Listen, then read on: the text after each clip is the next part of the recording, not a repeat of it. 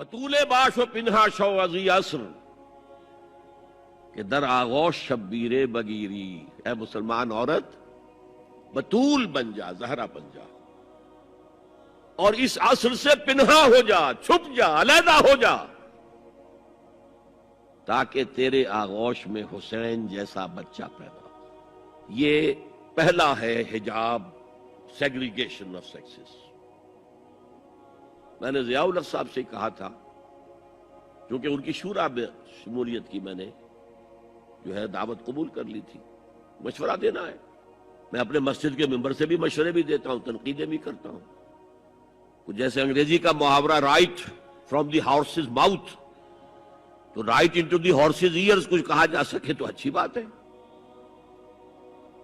میں نے ان سے کہا آپ نے پی آئی اے کو ڈرائی کر دیا، شراب بند کر دی، اچھا کام کیا، بہت عمدہ کیا۔ دنیا تو یہی کہے گی نا کہ دقیانوسی ہیں، چلیے برداشت کریں، لیکن یہ ایئر ہوسٹسز جو جاتی ہیں کرو کے ساتھ اور دو ہفتے باہر رہتی ہیں، یہ کون سے اسلام کی روح سے جائز ہے؟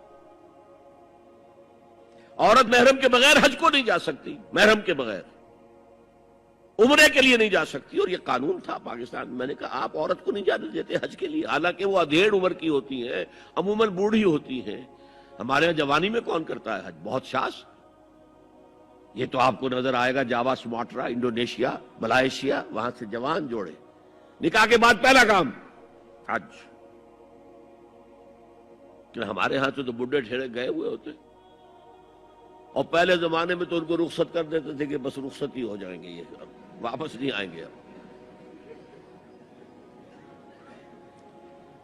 تو میں نے کہا یہ کون سا اسلام ہے؟ خاموش، چپ۔ میں نے کہا یہ ناشتے کی ٹرے اور کھانے کی ٹرے مرد نہیں رکھ سکتے سامنے؟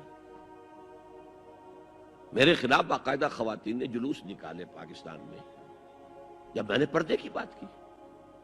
گورنر سندھ کی بیوی جو ہے اس نے لیڈ کیا جلوس کو۔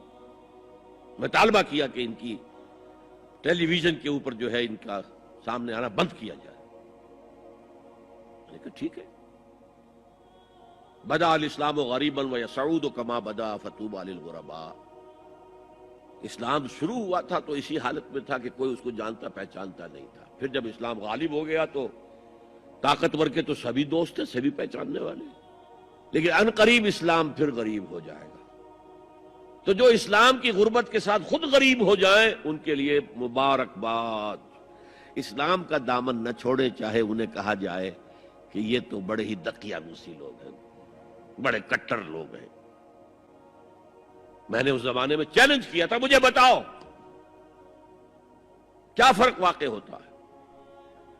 آپ کہیں گے عورتوں کو اگر ہم گھر میں بٹھائیں تو ہماری اکانومی سفر کرے گی، آدھی ہماری جو ہے لیبر وہ کام نہیں کرے گی۔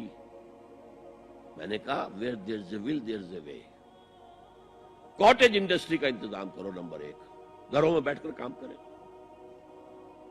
دوسری جنگ عظیم کے دوران ایک بڑا علاقہ تھا دلی میں جس کا ہر گھر کارخانہ بنا ہوا تھا، کرخندار، یہ ایک قوم کا نام پڑ گیا، کرخندار۔ چھوٹی چھوٹی مشینیں لگی، کہیں بٹن بن رہے ہیں، کہیں بکسوئے بن رہے ہیں، کہیں نکریں سل رہی ہیں، کہیں پینٹیں سل رہی ہیں، کہیں جو ہے کرتے سل رہے ہیں، قمیضیں۔ صبح کے وقت ٹرک آیا، خام مال دے گیا، شام کو آیا، تیار مال لے گیا۔ عورت نہ گھر سے نکلی نہ باہر گئی، کچھ نہیں، اور کام کیا، کما لیا۔ کاٹیج انڈسٹری کا انتظام کرو۔ اسی طریقے سے ایسے یونٹ بناؤ انڈسٹریل جس میں عورتیں کام کریں، عورتیں سپروائز کریں، ورکنگ آورز کم رکھو تاکہ وہ اپنے گھر کا کام بھی کر سکیں۔ کرو۔ عورتوں کے ہسپتال میں عورتیں مرد، عورتیں مریض، عورتیں ڈاکٹر، عورتیں مریض، عورتیں نرسز۔ مردوں کے ہسپتال میں فیمیل نرسز کا کیا کام ہے؟ کیا میل نرسز نہیں ہوتے؟ اور کیا آرمی کے اندر جو فارورڈ یونٹس ہوتے ہیں کہ جو جاتے ہیں محاذ کے اوپر، ان میں کوئی عورت نرس جاتی ہے؟ میل نرسز جاتے ہیں، حالانکہ سب سے زیادہ نرسنگ کی ضرورت وہاں ہوتی ہے۔